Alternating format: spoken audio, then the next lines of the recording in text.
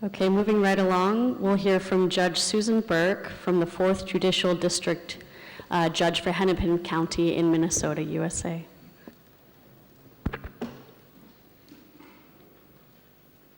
There's a PowerPoint, I think. There we go. Good afternoon. I am Susan Burke. I'm a state court judge from Minneapolis, Minnesota, and I'm honored to be here with you today.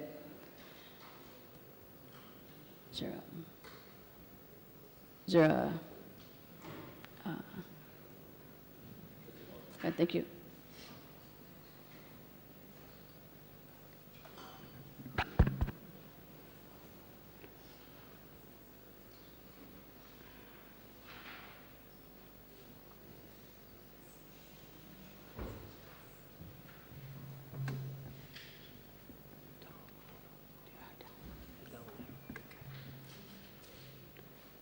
Minnesota is on the northern border of the United States, halfway between the east and west coasts.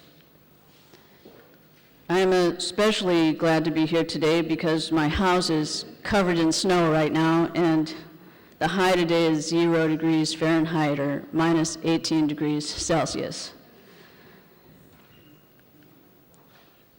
My friend Judge Ann Williams wanted to be here today. However, there's a training program for the entire judiciary of Zambia, and it was unexpectedly moved to this week. Like all of us, Judge Williams is committed to eradicating modern slavery, preserving and protecting the dignity of the human body, fighting the globalization of indifference, and promoting justice and the common good.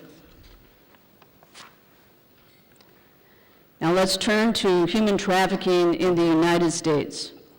In the United States, increasing awareness of human trafficking is shifting public perception, where people used to see children and women as criminals and voluntary sex workers. More people now recognize them as victims of crime. The Victims of Trafficking and Violence Prevention Act, the TVPA, passed in 2000, provided a holistic approach to countering human trafficking.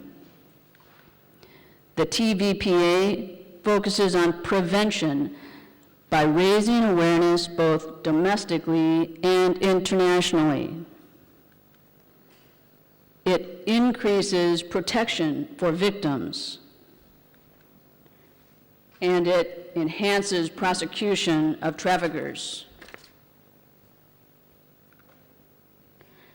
Under the TVPA, the U.S. Department of State issues a Trafficking in Persons, or TIP report.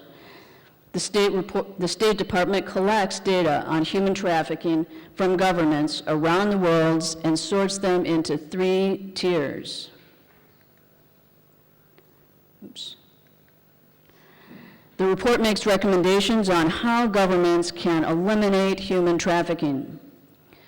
The 2019 TIPS report was issued in June of this year and made 5 key recommendations. The report first recommends an anti-trafficking hotline. Second, dedicated prosecution units with expertise in human trafficking should be formed. Prosecutors should be trained on victim-centered and trauma-informed strategies.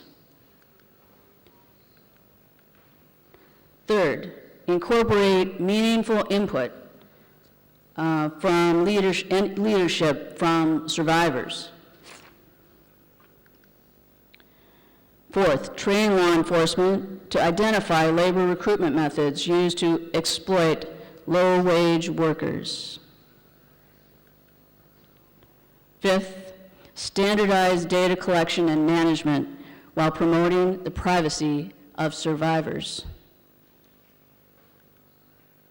Polaris is a leading NGO committed to combating human trafficking. Polaris runs the National Human Trafficking Hotline, and it also compiles and manages data on trafficking in the U.S.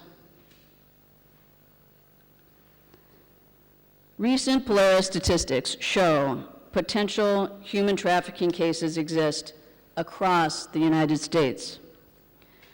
Victims contact the hotline by phone calls, texts, web forms, and emails. The most current numbers show a 25% rise in human trafficking cases from 2017 to 2018. The number of cases increased from 8,759 to 10,949. The number of contacts with the hotline increased from 5,263 to 7,838.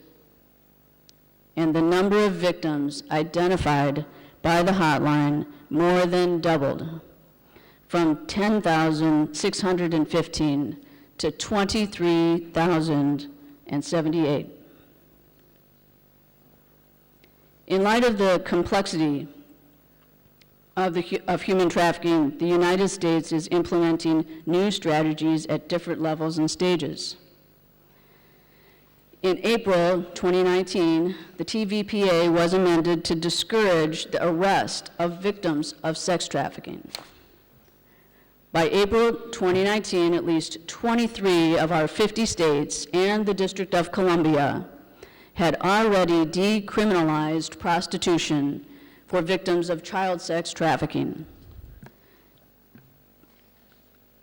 29 states have laws that provide avenues to services for victims.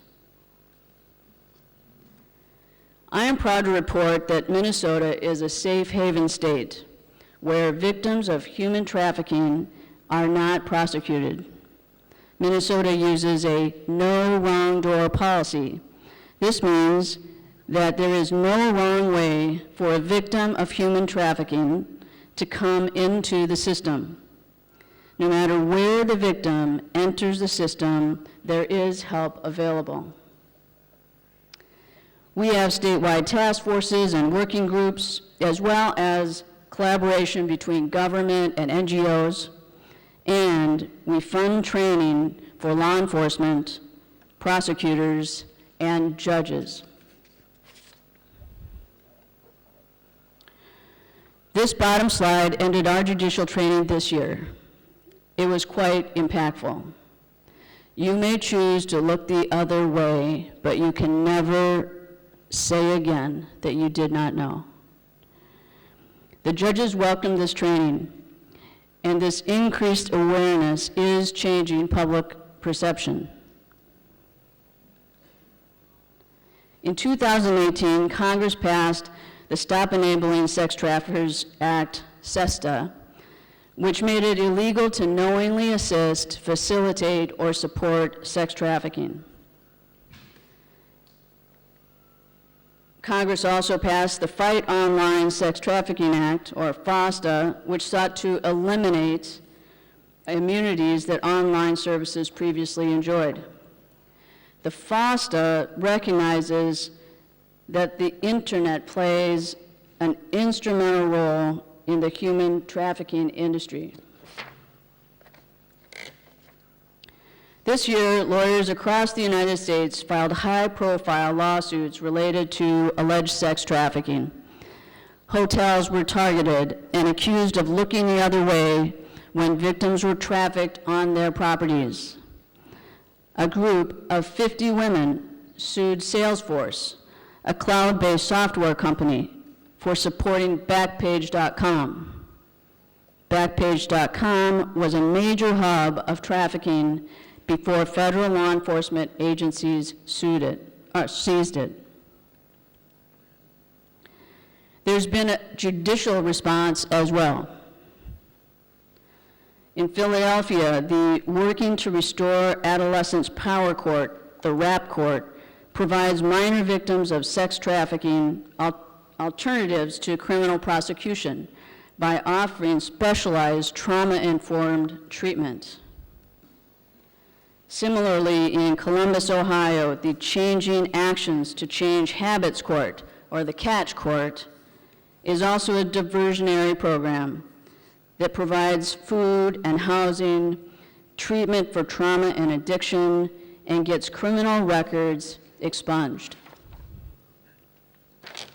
In Louisiana, a human trafficking task force conducts proactive investigations and connects victims with resources early in the process. The task force combines government agencies with NGOs, including faith-based organizations. And according to the 2019 TIPS report, training for prosecutors on mandatory restitution has resulted in more orders of restitution between 2017 and 2018. NGOs have also played an important role in combating trafficking.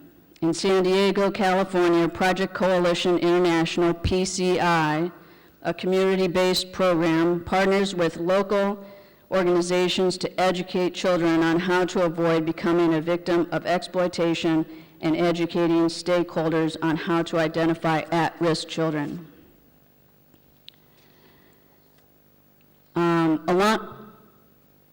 Along with our domestic strategies, U.S. entities are assisting partner governments around the world in the fight to eradicate human trafficking.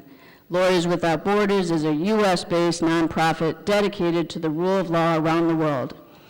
It has anti-trafficking programs in Kenya, Tanzania, Jamaica, Paraguay, Thailand, and anticipates programs in 2 yet-to-be-identified countries in Africa. Lawyers Without Borders programming prioritizes proactive investigations, victim-centered approaches, trauma-informed care, and community involvement. Lawyers Without Borders help Kenyan stakeholders draft standard operating procedures, SOPs, to address illicit recruitment agencies trafficking East Africans to the Gulf states.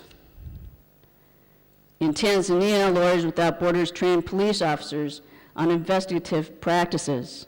It collaborated with local officials to enable in-country stakeholders to prevent and prosecute trafficking.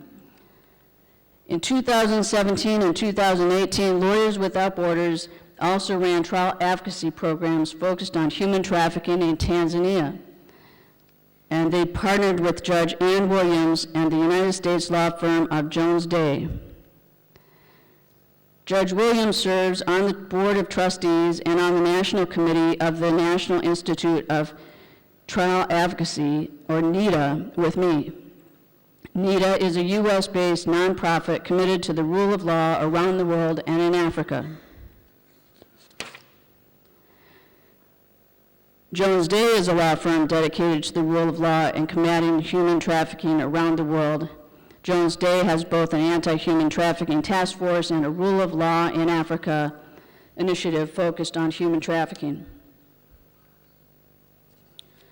Judge Williams has devoted herself to training judges and attorneys worldwide, particularly in Africa, where she started training in 2001.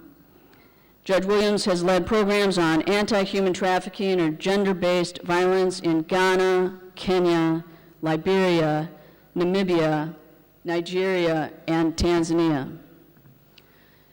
Judge Williams was a judge on the U.S. Court of Appeals for the 7th Circuit, and until last year when she joined Jones Day to lead the law firm's effort to advance the rule of law in Africa.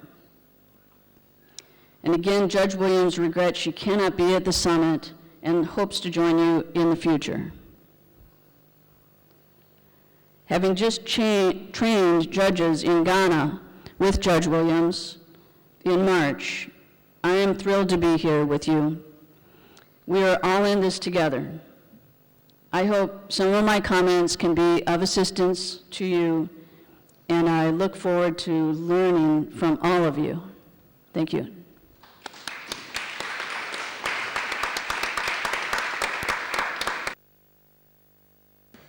Thank you very much.